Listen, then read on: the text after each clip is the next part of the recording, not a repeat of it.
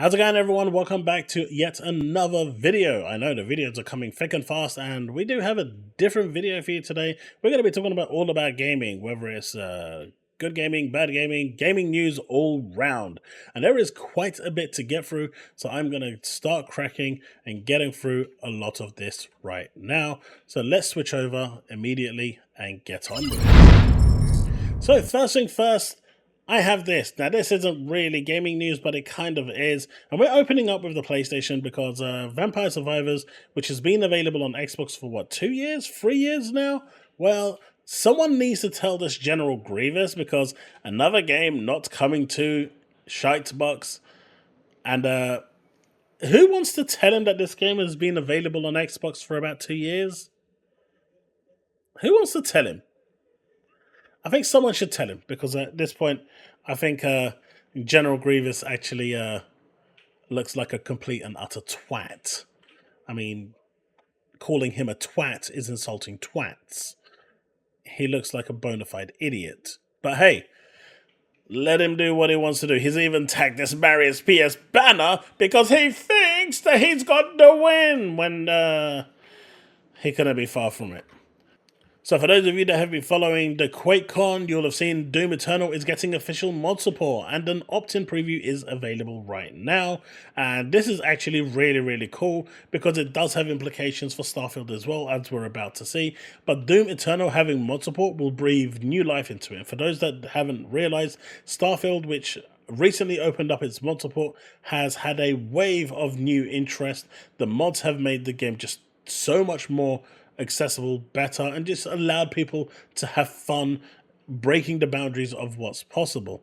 Now, obviously, mods aren't for everyone, and a game doesn't need mods to be fun, but mod support always will bring new life, new ways to play the game, and it's great that they are actually adding this to Doom Eternal.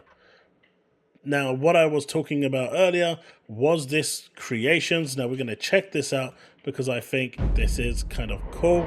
Now, I'm going to reduce the volume. Going to put this on full screen. Now, this is just for monetization purposes. This actually is really damn cool. You can see the Clockwork Skyrim mod, Carved Brink. All of these are mods. Siren Shoot, Deluge. And they look great. They look really good. But what you're going to see towards the end is stuff for Starfield.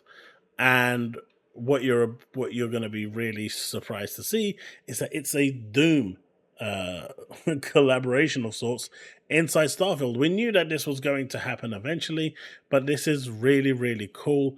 And this is the sort of thing that mods can do to heighten your game. Now, obviously, this is an example with Skyrim in mind, but Doom itself will get this. And as you can see here, Star Sim, mining conglomerate. This is like a whole new thing. Derek, a new robot. Robin Locke, UC Flygirl companion. These are stuff that modding can actually add. Cyber Ops outfit. It's really cool, and it does just add different dynamics to the game and new ways to build your homes, luxury homes. It's just great, and it just opens up so much opportunity for players to just get stuck in and lost within the worlds. But here is where it gets interesting on this trailer. And as you're about to see now, one more thing.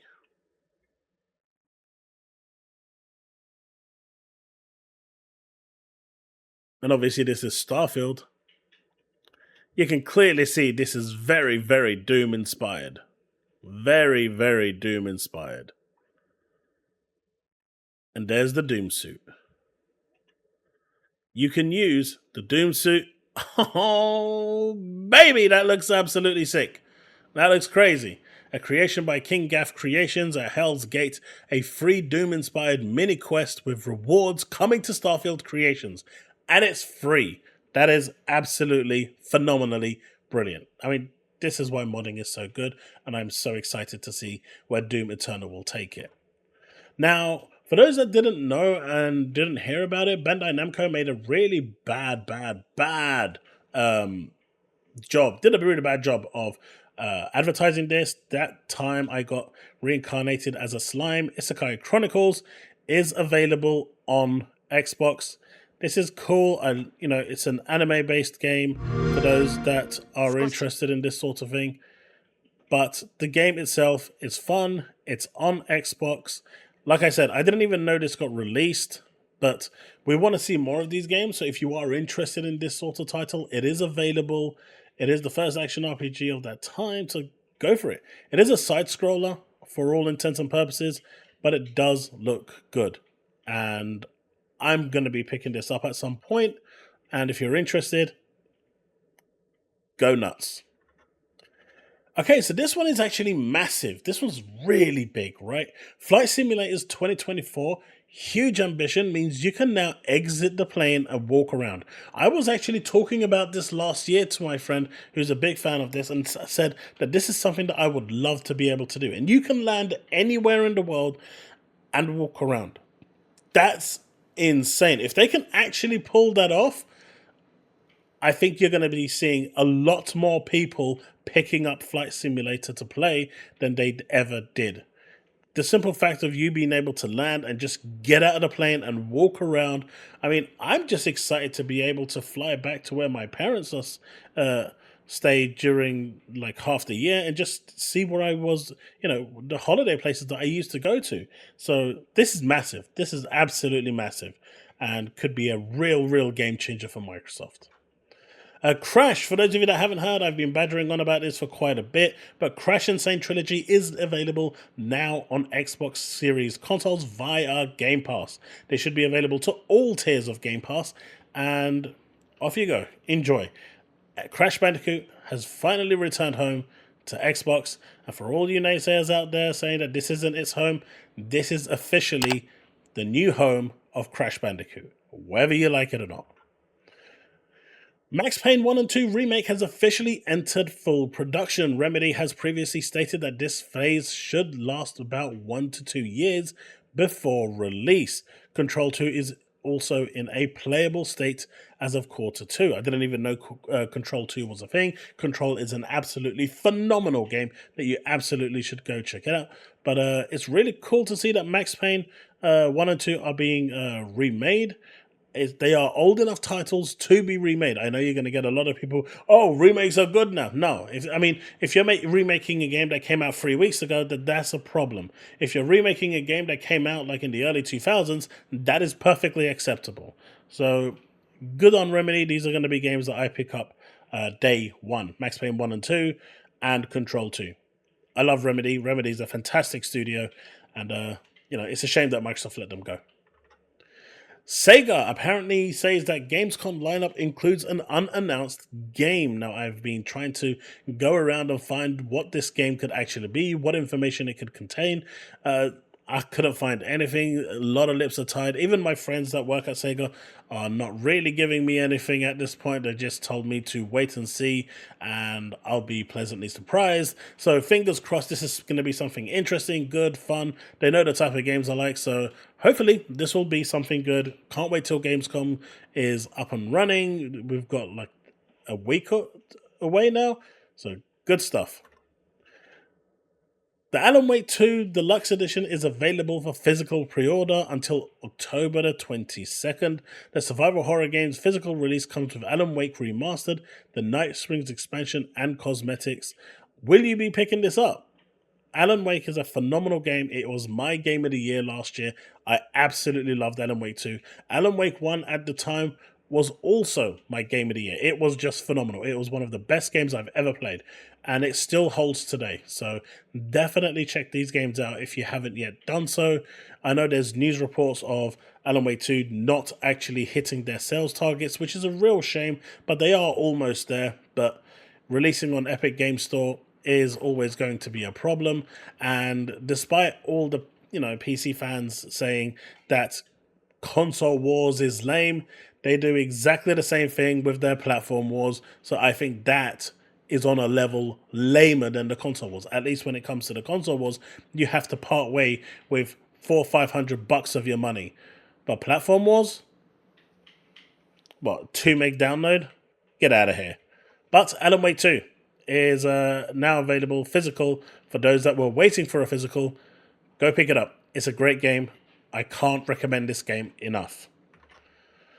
Lollipop Chainsaw. This is a game that was available, I believe, on the 360. It still is, and I'm not sure if it's backwards compatible. But for those that are curious, if you pre-order the game now, you get a nice discount with it. And although the PlayStation version does require PS Plus, on Xbox, if you pre-order it right now, you will get it for the full 10%. If you pre-order it a couple of days before, you'll get 5%. Everywhere else is 10%. Sony users will require the PS Plus in order to get that 10%. So, yeah, I'm excited for this one to jump back in. If you're interested, definitely pick it up. Limited Run Games is also doing a collector's edition of this for $150 that comes with a statue of her as well, which looks absolutely stunning, by the way.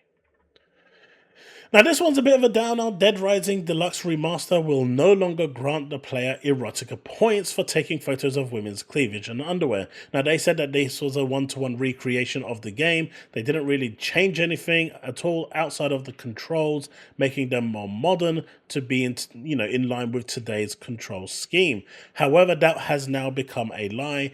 They've removed aspects of the game, and honestly, there's a lot of people that have, are basically upset with this, and I think for good measure, this should no longer be called a remaster because they've changed enough now to make this a remake. The whole notion of a remaster is just out the window now. It's even, in my opinion, calling this a remaster now is basically false advertising because they've actually changed what the game is. They've removed features just to keep it modernized. There's absolutely no reason for it. Now, does it change the overall landscape of the game? No, but this game is all about parody. The dude's a photographer. It's part of the experience, and for them to remove it, it's kind of made me not want to actually pick this up, to be fair. This little thing here, it's not about the whole erotic thing. It could have been about absolutely anything. Replace that word with anything. There was absolutely no reason for them to remove this, and I'm very disappointed that they actually have removed it and decided to let people know after they were taking pre-orders. That's the worst part about this, Capcom. You let people know this, or this was revealed after people were placing pre-orders. You had no intention of telling them. This is just not right. You should not be doing that. If you turn around and tell your player base that it is a one-to-one, replication, you're just remastering the game, making the textures better, that is what you should do. You should not be touching the game and removing features from the game. It doesn't work that way. Touch Arcade has been chatting with Larry Cooperman at Larry Night Dive about what fans can expect from the Thing Remastered. Now, I didn't know this was getting remastered. I remember playing the game, but I'm super excited for this and where it will actually go and what it can actually bring to the table. I think I played this on the 360, but I really did enjoy what I played back in the time. So for those of you that loved the movie The Thing, which was fantastic, by the way, and are excited for it, or didn't even know about it, it's happening, and it is coming. And folks, that's it. That's the video. I hope you've enjoyed this news breakdown of all the information. Will you be picking up Dead Rising, the Deluxe Edition now that you know that they've actually started to remove stuff that apparently won't be suitable for modern times? I'm really getting sick of this won't be suitable for modern times. Why won't it be suitable? If it was suitable back then, it's suitable now. The game isn't a serious game. It's a parody game. The whole point of that game is that it's a parody. Doing drop kicks and leg drops on zombies isn't something you do, right? I mean, you'd probably be running away, but you get the point I'm trying to make. But the Doom stuff, the Starfield stuff, the Skyrim stuff, the Flight Simulator stuff, Crash finding its new home, a lot of this information is great for Xbox owners. And most of what I've showed here today is on Game Pass, is on Xbox. And everything that you've seen here today is on Xbox. So no need to worry or concern yourself, is this coming to the platform? Well, That's the video, folks. Let me know what you think in the comment section below. If you've enjoyed it, do hit that like button, subscribe, hit that bell to stay up to date with all content I release. You can support me further through my YouTube membership by clicking on that join button. You've got a super thanks right next to it. And of course, you can support me through my Patreon. Thanks so much for being here. Thank you for watching it if you've made it this far. And I will see you in the next one. As always, remain legend.